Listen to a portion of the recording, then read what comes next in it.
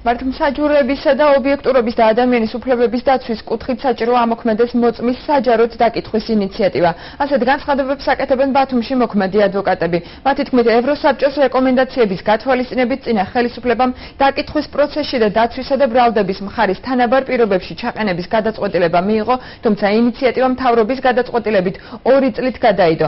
ადვოკატების თქმით, აღნიშნული ინიციატივის განხორციელებას ახალი ხელისუფლების წარმომადგენლებიც აჭიანურებენ, რაც არღვევს ადამიანის უფლებებს. მათივე განცხადებით ინფორმაცია იმის შესახებ, რომ ძალოვანები საჯარო დაკითხვისთვის მზად არ არიან, მოგონილი პრობლემაა. თემასთან დაკავშირებით რთულად ჩვენს შემდგომ გამოშვებაში ნახავთ.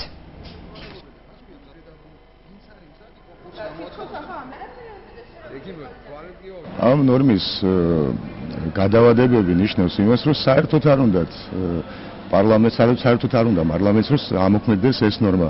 მე მიმაჩნია რომ მოწმე უნდა დაიკითხოს ფიცის ქვეშ საჯაროდ და არა გამოძიების მსგავსად მალულად. თუ კი მოწმე სიმართლეს ამბობს, რატომ უნდა ეშინოდეს მას სასამართლო სტომის დარბაზში სხვების თანდასწრებით ჩვენების მიცემა.